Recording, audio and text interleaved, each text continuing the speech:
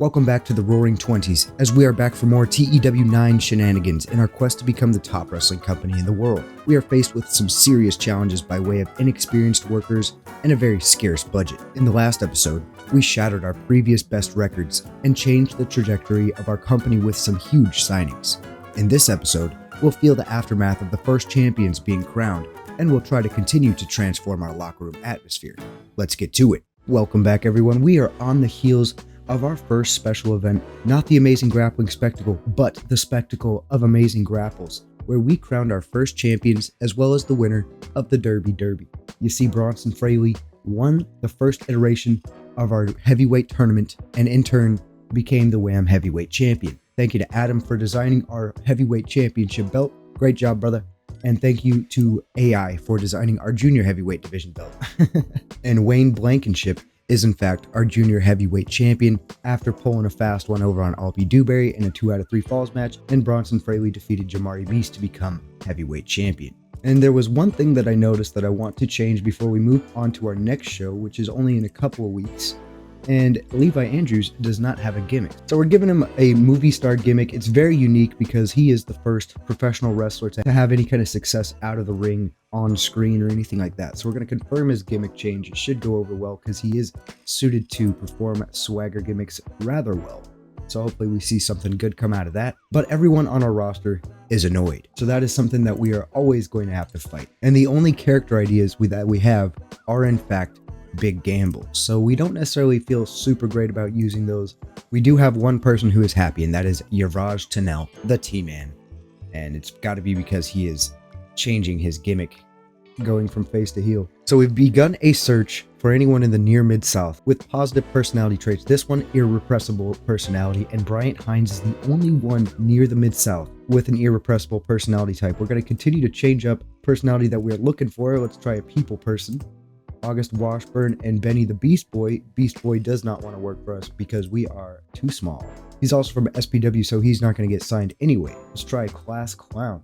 John Wolf. He's a 28-year-old brawler. He is muscular. He's got a good build. He's pretty weak in the primary and mentals, only 4 experience. However, he does have some decent fundamental and physical traits, although his charisma is cheeks. It's not good whatsoever. He's got a little bit of popularity, just 5 in the mid-south. But that's not really what we're looking for. We do have him on our short list already. This guy doesn't really attract me in. We'll definitely keep him in mind when we need to inject our locker room with some better personalities. But right now, his work in the ring isn't really going to make up for that. We got Lively Brian Hatcher already on the roster. How about Relaxed? Lane Star, 22 years old, relaxed personality type. He just entered the wrestling world in September. He's got okay psychology at 34, absolutely no experience. His charisma skills are okay, and he's got some decent fundamentals and physical ability as well. However, that face is not a man living in the 1920s, so I might have to change that. But otherwise, this is another guy that I would probably be closer to signing. However, I would hate to bring him on and just ruin his morale straight away, so we're going to keep him in our back pocket. But Lane Star may just be a guy that you see here on the WHAM. We got a couple stalwarts, Stephen Vecchio and JP Cromwell. Cromwell is going to find his way on the short list. I've looked at him before. Another super green, really new, absolutely no popularity to the exception of the few shows that he's done. So we're going to let him build up his portfolio, his repertoire a little bit, hone his craft before we bring him into the WHAM. But JP Cromwell may be another guy that we see join the roster. And we have our quiet personalities, Saeed Wyndham and Wayne Blankenship. Okay, so we have 2 of the 3. Saeed Wyndham actually just turned pro at the beginning of the month. He's got 40 psychology, decent performance stats, and good fundamentals. I'm liking this guy. He's 6'1", 230. He's got a toned body type, so he's really in good shape. We're going to put him on the short list again. And then the final personality type that we'll check for is professional. And Ian Bear, I've had this guy on my short list as well. And he's got okay stats. Nothing really jumps out at you. Popularity is a little bit established, but not in the Mid-South. He's actually only got 4 popularity in the Mid-South. So another decent personality type, but his in-ring capabilities don't really wow me. So we're going to keep him on the short list. And then, of course, we got Truax, which honestly, Truax is probably a little less impressive than Ian Bear here. However, Keith Truax does have a great deal of star quality at 78. I couldn't tell you how his menace rating is 81, standing at 5'7", 193, but that was well more than average for this time period, but I digress. That's all that we need to do before we move on to the next show. So here we are, heading into the Amazing Grappling Spectacle 14. Given the night off, we've got a few people that we're going to tell to get out of the locker room, and one of those people is going to be Yuvraj Tunnel, the Sleazy Man, as well as Gary Kell, the Pickle Man, the Troublemaker. And then one more, Kelvin Gebhardt as well. That'll do it there. Tonight's location is going to stay in Oklahoma City. Booking team meeting nets us 141 creative energy. We love to see it. And with that, we're going to buy some more character ideas. And I feel like the more character ideas you buy, the less likelihood of their success in the past few instances that I've noticed. But we do get a few more character ideas. They are character specific, but that is still not the worst thing in the world. Levi Andrews and Bryant Hines, we do not want to lose that irrepressible personality type. Please don't do it. Super Demon came to me with an angle idea. This is the positivity we want to see from Super Demon. Maybe he is going to turn a corner. Frankie Ashby's gotten a lot of heat in the locker room for his selfish behavior. He is a criminal. We'll give him a stern warning. Nothing resulted from it. Super Demon got into a heated argument with a fan. We're going to give him a stern warning as well. Nothing new. And then Black Bull's gotten a lot of heat with the locker room. Once more, Black Bull is a bit of a sensitive man, so we're going to we'll just go slap on the wrist, and it had a small negative impact. This dude is just so negative and so sensitive. There's nothing that we can do. Any kind of handling of the Black Bull seems to set him off in a negative direction. We're going to pull a rib in this instance, and let's just check it out. I think everyone is in fact annoyed, but I think it'd be funny to mess with Steven Vecchio. It was completed, but failed to provide any positive or negative effects. It was just a minor rib, so it didn't have, kind of did it for nothing, but it's still funny to mess with Steven Vecchio, right? So here we are, the Amazing Grappling Spectacle 14. This is a huge show that we've got in front of us. 3 dark matches to get our boys some reps and to try to keep everybody happy. And then we've got a bootlegger promo to open up the night with our newest faction, the only faction in the WAM. Levi Andrews takes on Kyson Mays, and there is a post-match exchange that follows that. Albie Dewberry and Benson Sandy in some cross-division action. Wayne Blankenship versus Super Demon, defending his junior heavyweight championship for the very first time. Bronson Fraley holding his heavyweight championship celebration. And then our main event will feature Alexander Keith and Jamari Meese going one-on-one. So really quickly, we'll just run through these pre-show matches. Charlie Thompson defeating Steven Vecchio. Charlie Thompson delivering an in-ring performance of 17. You like to see the bootleggers having the higher in-ring performances over the guys they're getting warmed up against.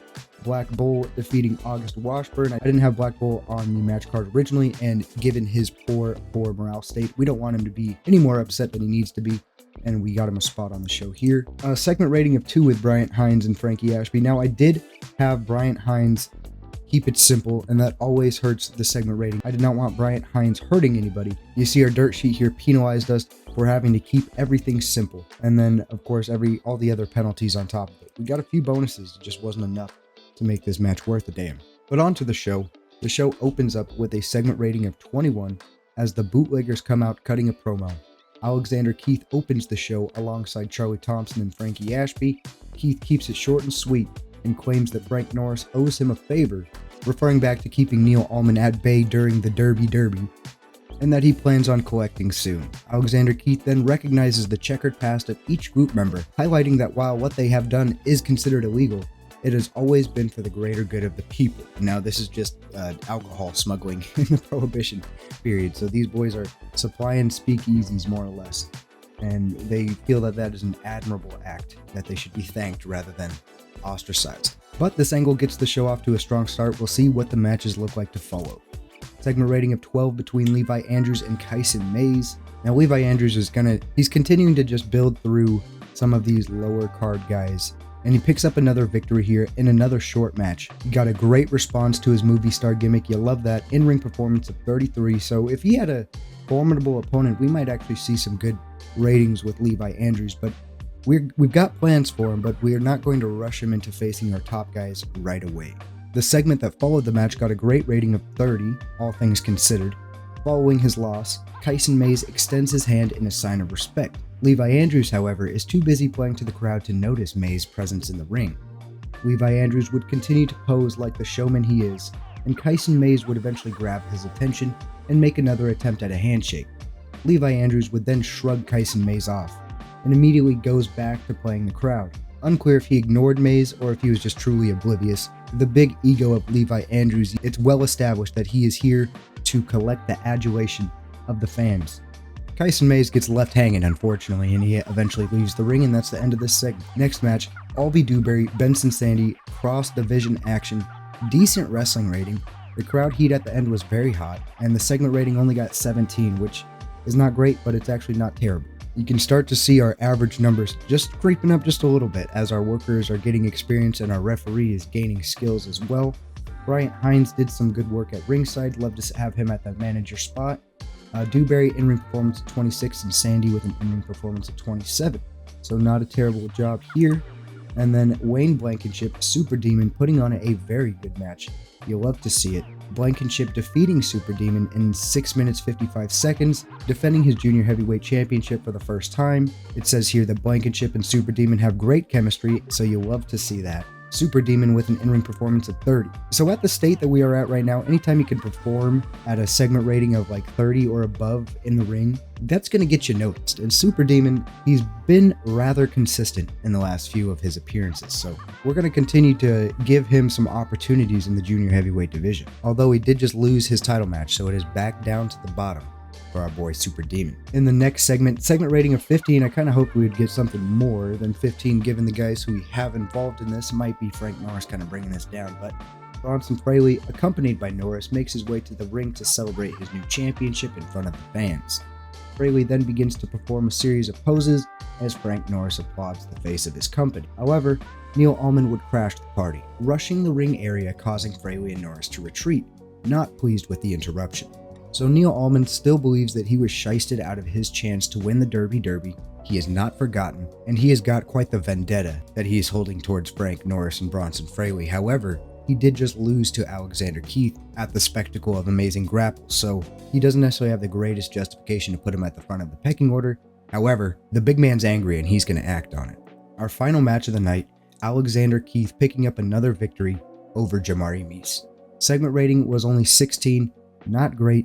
And honestly, we'll probably start to see the fall of Jamari Meese down into that undercard position out of the main event because one, he has not delivered in the ring on good performances, and two, he has got an awful personality.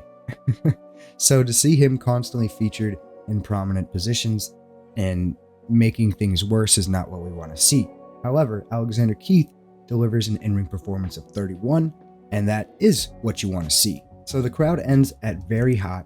That is the end of our show. We're able to get another rating of 20, and I love to see those yellow numbers. We said it already, but we're saying it again. Those yellow numbers give us life here in this local to global save because it has been tough to come by so far. But we're in front of 64 people. Things are starting to turn around. Our popularity is growing.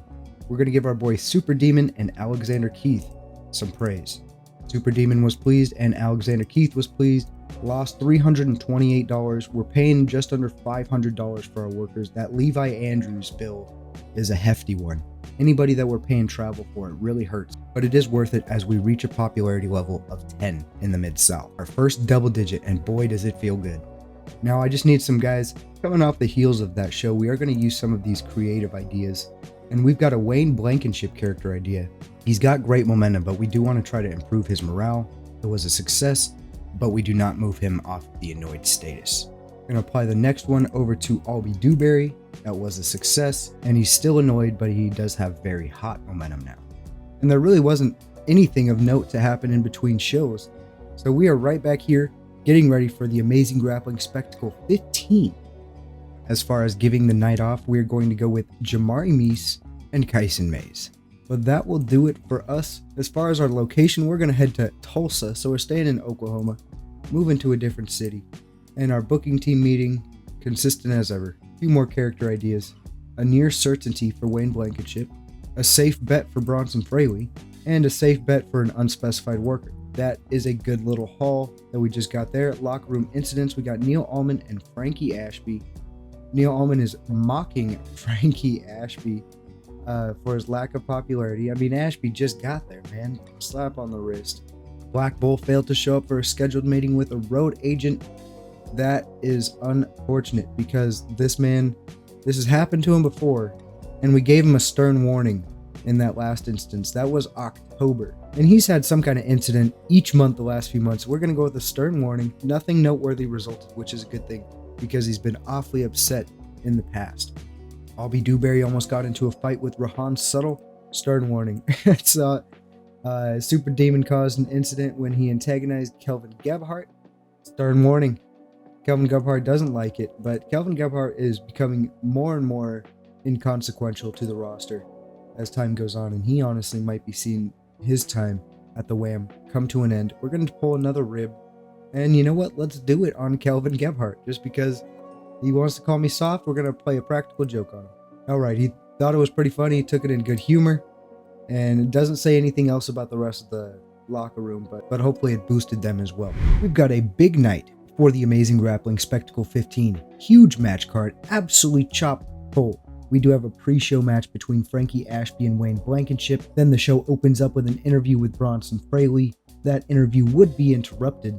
Our first official match tonight will feature Albie Dewberry and Keith Truax. To follow that is a junior heavyweight #1 contenders match that Dewberry is in fact not a part of. Black Bull and Brian Hatcher will square off in heavyweight competition before Levi Andrews presents an open challenge. And then our main event will in fact feature August Washburn and Bronson Fraley going head to head.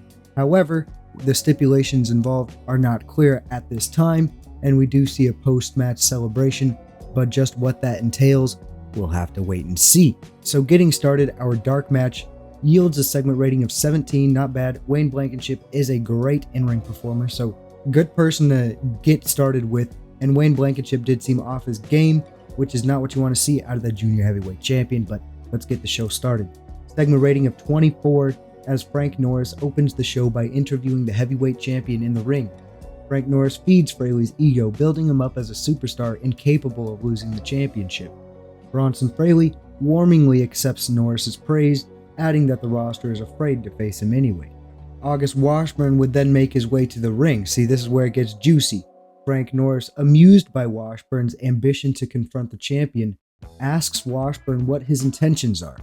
Washburn responds that he has grown since his first match on the WAM against Bronson Fraley and is ready to take the championship from him. Norris and the champion find this response hilarious and begin to blow off Washburn before an appearance is made by the bootleggers.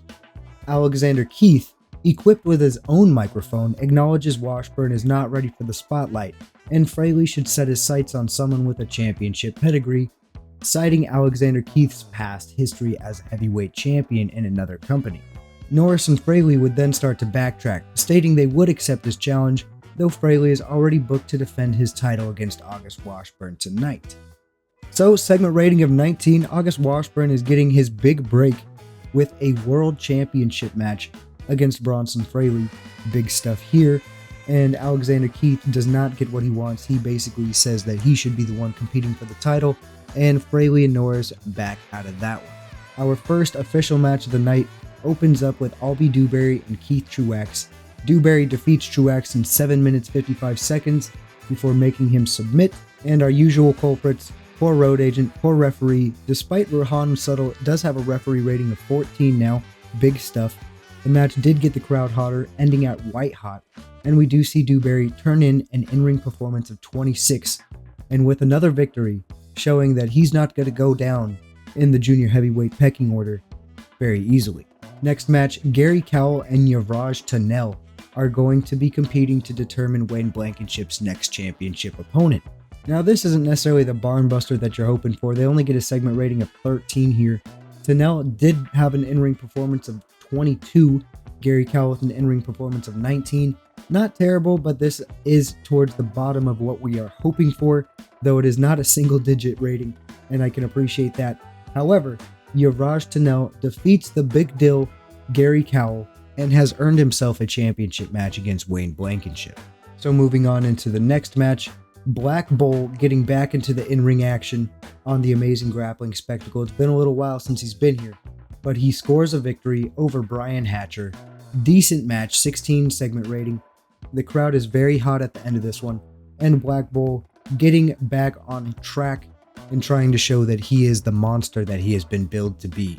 Up next, we've got Levi Andrews sporting a segment rating of 33 as he comes out on his own, sporting his usual arrogance, and makes it another open challenge, this time opening the door to any weight class, though he demands a fresh face that hasn't been around the WAM for long. Levi Andrews would get his wish, though he was shocked at who answered the call. And that would in fact be Alexander Keith. Alexander Keith takes care of Levi Andrews in just under 5 minutes. A really unfortunate segment rating of 15, likely due to their poor morale here, but the crowd ratings at a 45 and the wrestling ratings at 31. So by the numbers, it's not bad, but the segment as a whole just got penalized really poorly, and I've got to assume that it's largely in part due to the low morale, the low locker room morale, and their declining physical abilities. They don't have any kind of storyline with each other. However, you'd hope to see a little bit better rating than this. But it is what it is, segment rating of 15 as we move on. Our main event, a heavyweight championship match between August Washburn and Bronson Fraley. Washburn does not get the job done, as Fraley does take care of business. Washburn is not a main event player here. However, Washburn is not a main event player here on the WAM. He's a good in-ring competitor, he's solid, he's reliable, but he's not a main event guy. However, they do turn in a segment rating of 18, nothing to wow ya, but it is pretty solid overall. Bronson Fraley had. However, we've got one more segment to end the night, and that is the championship celebration. Bronson Fraley celebrates his dominant championship defense, although his usual cocky demeanor is visibly dampened, as he almost seems to be looking over his shoulder. The show comes to an end with Fraley on top, though already facing some uncertainty as champion. So the happenings of Alexander Keith and the Bootleggers, and even Neil Allman, have got Bronson Fraley a little shaken up here. So our show gets an overall rating of 21, actually a pretty decent show, all things considered, despite not having a high number of great segments. But the Levi Andrews Open Challenge, Levi Andrews on his own is very reliable. We would have liked to see a better match rating out of he and Alexander Keith, but we probably just waited too long and their morales just got too dampened. But moving on, we are going to address the locker room. Alexander Keith and Bronson Fraley both had big hands in this show, and we're going to praise them and leave them happy with our words. Thank you, fellas. Only lose $278 on this show, though we are getting closer to $10,000 in the red. Not what we'd like to see, with time ticking down, although we may have some Deus Ex Machina, depending on what we need to do to keep this series going. Because we did start the series with a very small amount of cash, and I didn't anticipate the referee issues, but we're going to address that at another time. We're going to get into using our character ideas. Bronson Fraley getting a character idea, this safe bet. Please improve the man's morale. Please. Okay, he's still annoyed. We've got a very reliable one to use with Wayne Blankenship. Of course, he is annoyed. Near certainty. Let's just make sure it was a success. He's still annoyed, but he does have red hot momentum. It's not what you're looking for.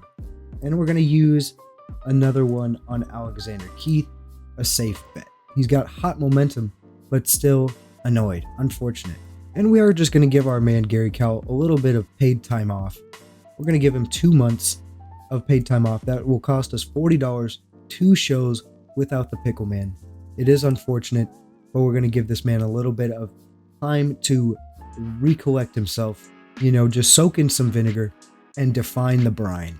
And you can see that did move him up from angry to annoyed, so we will take that. So as we head into our next show, a new company, CWB, has come in and they have flooded a bunch of our workers with tons of offers. However, thankfully, CWB is not SPW, so that does not mean anything as far as exclusivity or anything like that. It just means these guys are going to get a little bit more work. Hopefully none of our dates overlap, but let's go check out this company. Championship Wrestling of Buffalo. It is based in the tri-state, and it's interesting because they've got Corey Edmonds, who is our road agent, as their owner. Not super surprising, and Don Loomis is their commentator, but we're just gonna gloss over that because I can't afford to lose this entire roster. But I digress. This is not a Don Loomis owned company. This is just a company that Don Loomis decided to become a part of. But checking out the roster, it's not too bad. Christopher Hartwell is a guy that's on our short list, although he's got a sleazy personality type. This roster is full of terrible personality types, so it'll be interesting to see how they are all going to play together. Bryant Hines, the injury machine, Black Bull, Lane Star, another one that we are looking at, and Albie Dewberry. That's probably our biggest one, is Albie Dewberry going over there. Frankie Ashby, our own created man, Frankie Ashby. Although you see he is not accompanied by Charlie Thompson. So honestly, this company is not a bad thing because it will get some workers in the area some more experience, because a lot of their roster is full of inexperienced workers and SPW guys. So this is definitely a development that we're going to keep an eye on. So another company comes into the world of wrestling, but that's not going to stop us from getting ready for the amazing Grappling Spectacle 16. And as far as who gets the night off, of course we're going with one of our troublemakers, Kyson Mays. We'll give Benson Sandy the night off, and I think that's going to do it. We are coming back at you from Oklahoma City, and we do have a pre-show incident. We do not need anything to hold us back that's already happening. Charlie Thompson, he tried to make alternate arrangements, but the Model T broke down and he could not make it. Get some more reliable creative energy, we love to see it. That turns into some more character ideas. A near certainty there, likely to succeed for Levi Andrews, and a safe bet. Going through our locker room incidents, Rahan Suttle brought to Wrestler's Court, small positive impact. Albie Dewberry and Jamari Meese getting into it, and we're just going to go with a stern warning here. Nothing noteworthy happened from it.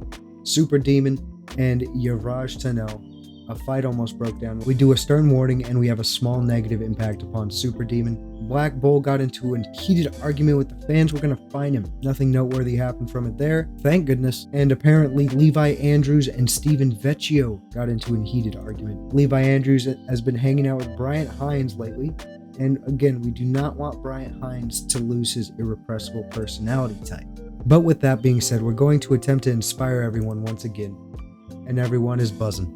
You love to see it. And another action-packed edition of that spectacle is in store, as we've got a pre-show match between Frankie Ashby and Kelvin Gebhardt, and then our opener for the official show, Keith Truax and Super Demon in some junior heavyweight division action. We've got an interview with Albie Dewberry before a match between Neil Allman and Jamari Meese in some heavyweight competition. We've then got Wayne Blankenship defending his junior heavyweight division championship against Yavraj Tanel.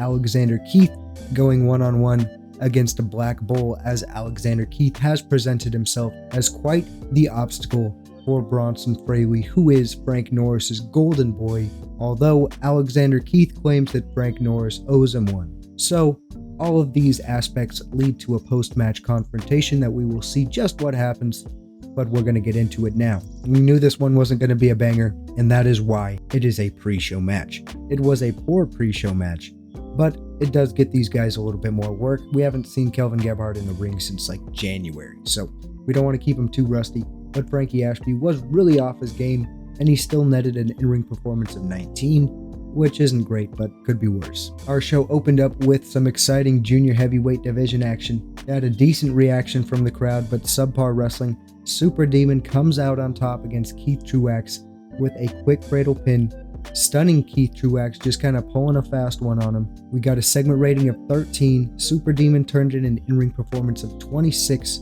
I've been saying it for a while.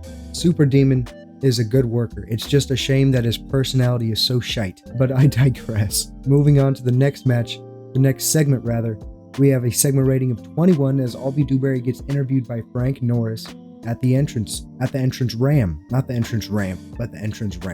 The crowd has their attention towards the junior heavyweight star, and he takes his chance to make his claim as why he should receive another shot at Wayne Blankenship. Dewberry cites their series is truly tied at 2-2, while Frank Norris agrees another meeting between the two would be entertaining.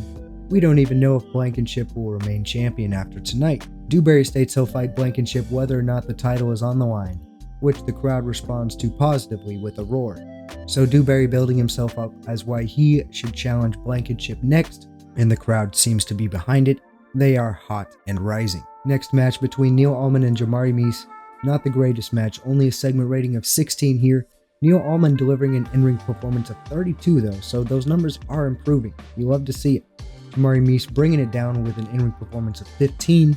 The bout did drag in the middle, and of course, the referee and road agents do get us penalized. Crowd is white hot at the end after Neil Allman picks up a victory, putting Jamari Meese further down the pecking order and reinforcing that Neil Allman is one of the top heavyweights on the roster.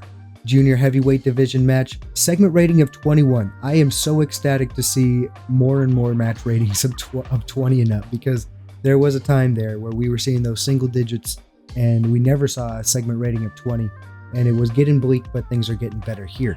Anyway, a decent match. Wayne Blankenship defeats Tunnell in 9:26 by submission. This is his second defense of the junior heavyweight championship already. I told you when we brought him in, Blankenship's going to be a workhorse, and we're seeing that here.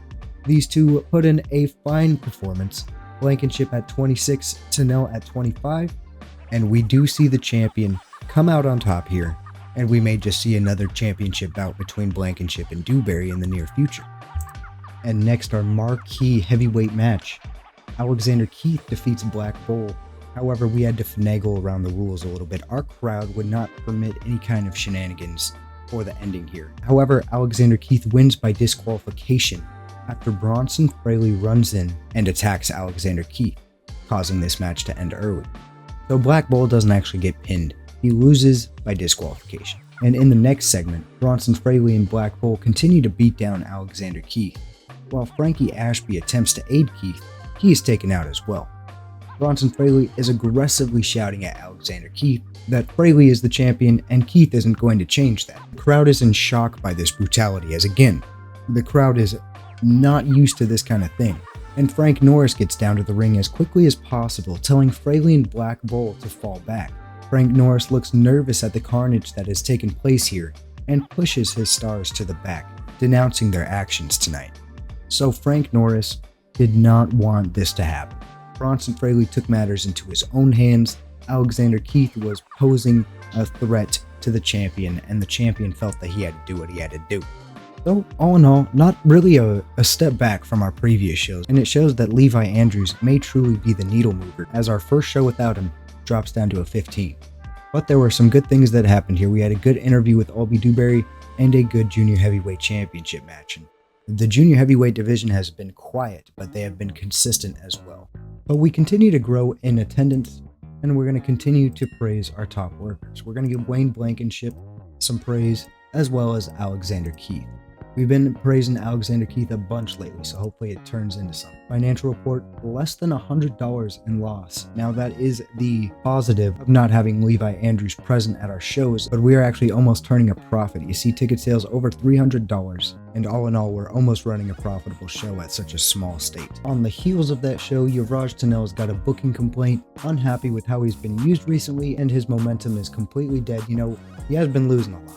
I mean, he did pick up a victory over Pickleman Gary Cowell. He just had a championship match, although he's only won 1 out of 4 matches this year, and he only won 1 match last year, so I kind of understand. However, his really only redeeming quality is the fact that he's got the most experience on our roster. Otherwise, he is pretty mid.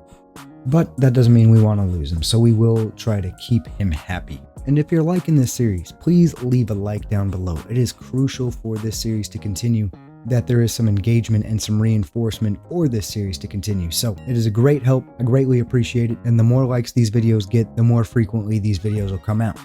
Thank you. And once again, we don't have any noteworthy actions leading up to the next show, so we're just jumping right into the Amazing Grappling Spectacle 17. We're going to give Kelvin Gebhardt the night off. We will find ourselves once again in Oklahoma City and over to our locker room incidents, because we cannot have the Amazing Grappling Spectacle without him. Super Demon caused an incident when he antagonized Frankie Ashby so much that the fight almost broke out between the two, and we're going to go with a stern warning. Small negative impact upon Super Demon. Not what we like to see. Frankie Ashby calling the decision soft. So we were in trouble no matter what there, and we end up negatively impacting both of them. Now, Levi Andrews has been spreading rumors about Pickleman, which almost led to a fight. Now, Levi Andrews is a star, so we're just going to go with a slap on the wrist there. And Black Bull got into a heated argument with a fan, stern warning, and some more Wrestlers Court action. Small positive impact on Kyson Mays, and Albie Dewberry and Bryant Hines have bonded recently. Okay, so now we address the locker room. We're going to go with the hardline stance. We haven't done it in a while, but we're going to remind everyone here in the WAM that Frank Norris is about his business, folks. And if you're not about that, and if you're not down with that, he's got 2 words for you. Get out. And then Frankie Ashby has decided to walk out on the business. And that's unfortunate because he was one of our boys. And I brought him in. I generated him intentionally myself. And so it backfired a little bit on us. But it was just Frankie Ashby. He is just a manager at the moment. But we are going to get into the next episode of the amazing grappling spectacle.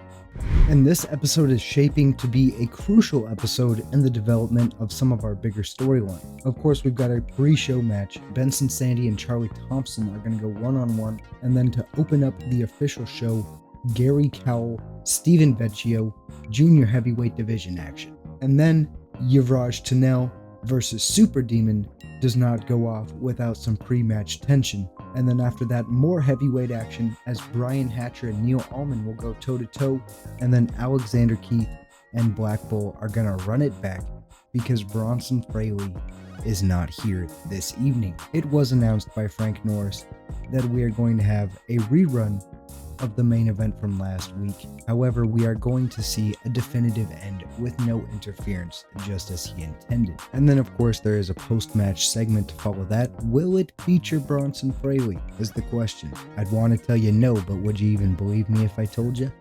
Let's find out. Our pre-show match, segment rating of 15 as Benson Sandy turns in an in-ring performance of 29. But overall, Charlie Thompson comes out on top in this one. Our show opens up with Gary Cowell defeating Steven Vecchio in 8 minutes and 24 seconds with a quick roll-up, catching Vecchio off guard. Gary Cowell with an in-ring performance of 22, Vecchio with an in-ring performance of 13, netting a segment rating of 12. And this match got the show off to a strong start, so the Big Dill did what we needed him to do here. Now before our next match, Wayne Blankenship comes out to the ringside viewing area to get a better view of this bout between potential contenders. As Blankenship finds his seat, Albie Dewberry also makes his way to the spectating area. While no words were shared, a fierce look was on the face of the hopeful challenger, while the champion's smug attitude underwent a clear shift. So Wayne Blankenship wanting to see this match between Yuvraj Tunnel and Super Demon, as they might be challenging for his Junior Heavyweight Division Championship, although Albie Dewberry reminding Blankenship that he is right there behind him. So the segment rating got a 28, actually much better than the match it preceded, but Yuvraj Tunnel defeats Super Demon in 7:41 with a pinfall, both competitors turning in an in-ring performance of 25, though the segment rating was 16 thanks to all of our penalties. The crowd is white hot, so they're enjoying the show so far, and not a bad showing here from two Junior Heavyweight Division competitors. In the next segment, Levi Andrews coming through with another great promo rating. Levi Andrews, who was not present last week either because there was no show, but last month after feeling the effects of suffering a loss at the hands of Alexander Keith.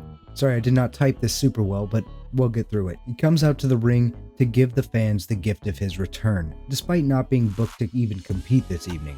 Andrews would play to the crowd, eventually making his way back to the locker room without actually doing anything. So it's good to see the movie star we paid to have him come here to rile up the crowd. He puts in a segment rating of 44. Those are just numbers that anyone else on our roster is just incapable of doing right now. So we're going to milk that. And the fans are happy to see the resident movie star. In the next match, we've got heavyweight action between Brian Hatcher and Neil Allman. Netting a segment rating of 16 here, Neil Allman turning in a performance of 28, Hatcher with a performance of 19. These two have great chemistry, which is a good thing, although Brian Hatcher seemed off of his game. So not a ton of story behind this one, but Neil Allman picks up another victory, furthering his claim as a contender in the heavyweight division. But there is a ton of story in our main event that will close out the night. Black Bull, Alexander Keith, they are allowed to finish this match. However, Alexander Keith defeats Black Bull in 6 minutes, just over 6 minutes, by submission. Keith delivering an in-ring performance of 31, Black Bull with an in-ring performance of 20, and the match could have been better because Alexander Keith was really off of his game. So these two have got the framework for some decent matches here if the crowd is set up properly. Segment rating of 22, wrestling rating of 25, and a crowd rating of 29. Love to see it. Alexander Keith actually came into this one with good morale, so it's amazing to see what some happiness can do for you. But moving on, there is still a segment to close out the night. In that segment, features Alexander Keith in Black Bull, as Keith does not let go of his submission hold, leaving Black Bull in a bad state, as there is nobody to come to his aid. The crowd is in silence, though this kind of brutality is becoming a bit more common in the WAM. Alexander Keith doesn't need a mic for the fans in attendance to hear him shout for Frank Norris, though he gets no response before the lights go out, signaling the end of the show. So, Frank Norris, he already had Neil Allman on his back, but now he's got Alexander Keith on his back. So the owner of the company has certainly got himself into some hot water with some of his top workers for the shenanigans that he's been pulling with the favoritism towards Bronson Fraley. But overall, segment rating of 38 as we close out the show. I'm feeling good about the show, and we do get an overall rating of 26, the best rating we've had up to this point. We increased our popularity in a region, and our show benefited from having a wide selection of angles. You love to see it. And things truly are looking up for the WAM. We're going to address the locker room and give some of our big names some more praise, as we're going to continue to build up Alexander Keith, and we'll also build up Neil Allman, telling them both that they're awesome. Down 229, we know it's expensive to bring in Levi Andrews, but I think it proved to be worth it, and tonight was just another example.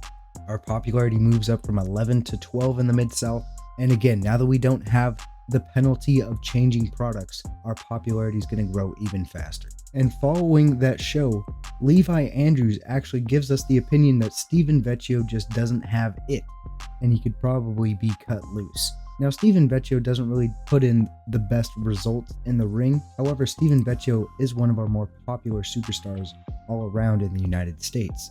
He's got popularity of 9 in the Mid-South, which is pretty middle of the pack, although if he can't put it together in the ring, that doesn't necessarily mean much. So that is something that we'll keep in mind, as Levi Andrew gives us a little piece of advice.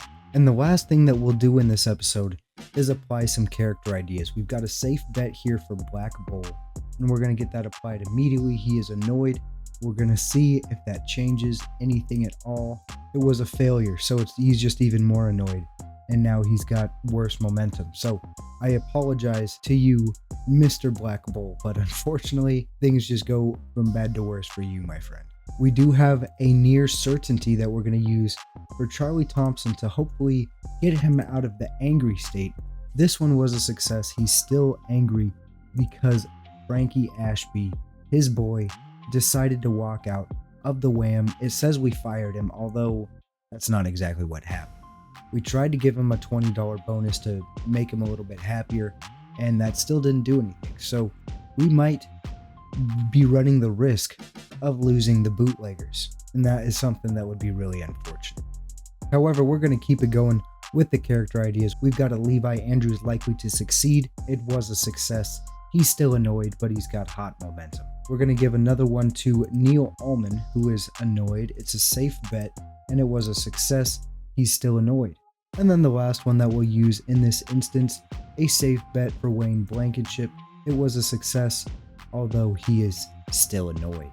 But that will conclude this episode, everyone. If you enjoyed the video, leave a like. Check out the Patreon, where we've got exclusive benefits for free and paid members. Thank you to our members at the Real One tier, In Your Face 16, Roberto Milanez, and Felicity Rosalia. You guys are awesome, and your support is truly appreciated. For everyone else, thank you for watching, and I'll catch you in the next video. Take it easy.